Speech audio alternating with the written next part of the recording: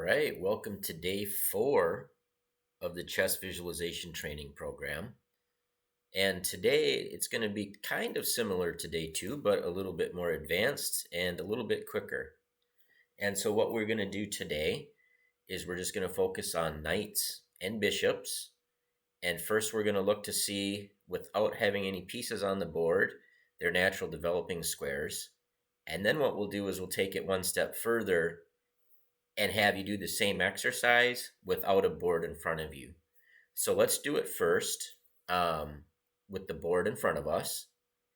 And let's look at the knights first, starting from white side.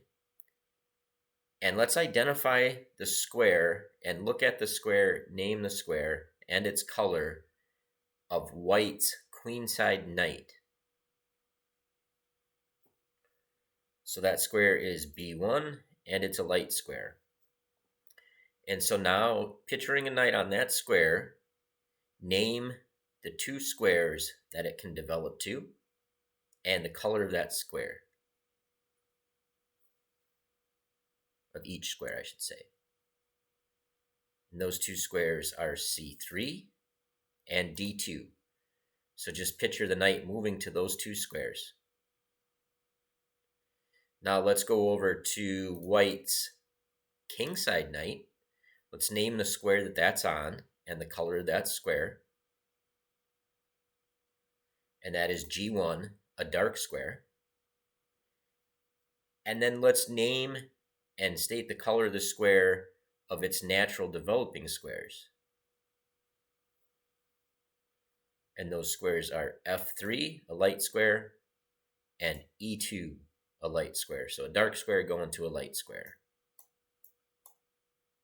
Now let's do the same thing for the black knights, starting with the queenside knight. Name the starting square and the color of the square. And that is B8, a dark square. And now look at and name and state the color of its 2 squares that it naturally develops to out of the opening.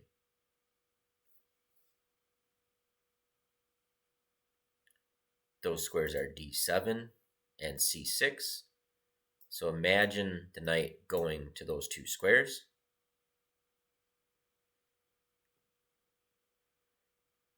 And finally, let's look at the kingside black knight. Let's name its starting square and color. And that is G8, a light square. And now let's name the 2 squares that it most commonly develops to out of the opening and the color of those squares.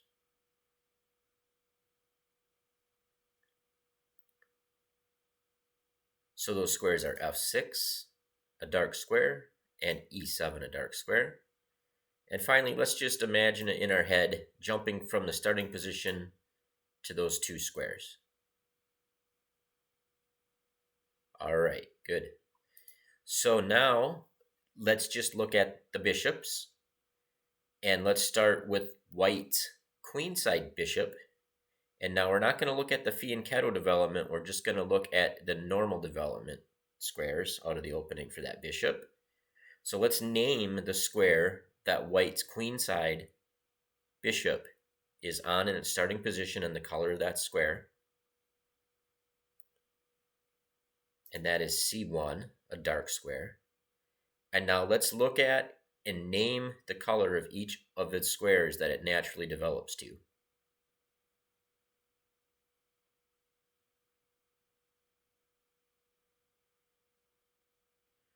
And those squares are D2, a dark square, E3, a dark square, F4, a dark square, and G5, a dark square.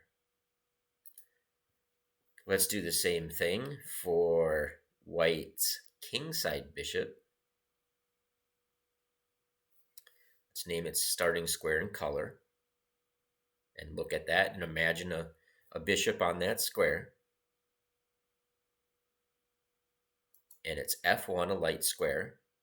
And now let's do the same thing, looking at and naming the development squares for that bishop and naming the color of the square.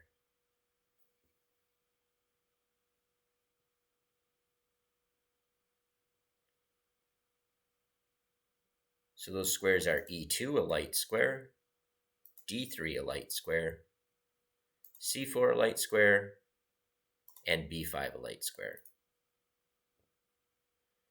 Let's do the same thing for blacks, queenside bishop.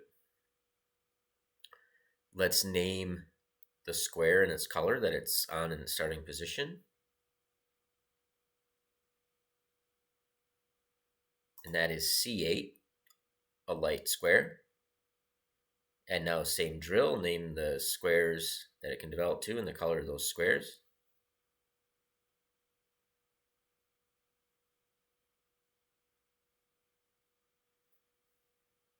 And those squares are D7, a light square, E6, a light square, F5, a light square, and G4, a light square. And finally, we'll look at black's kingside bishop. Name the square and the color of that square. It is F8, a dark square. And once again, let's look at and name the square and the color of the square of its natural developing squares.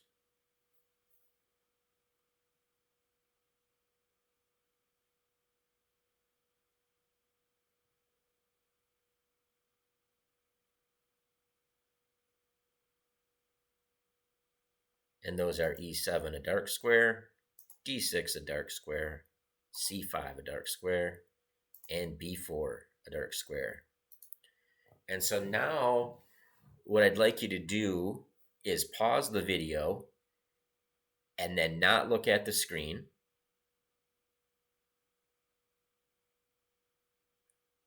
And then what you can do is get a pencil and paper and do the same drill, but without looking at the board, and just write down, the starting positions of the knights, all four knights, all four bishops, what color square and the name of the square they are on at their starting position, and the color and name of the squares that each of those pieces naturally develops to out of the opening.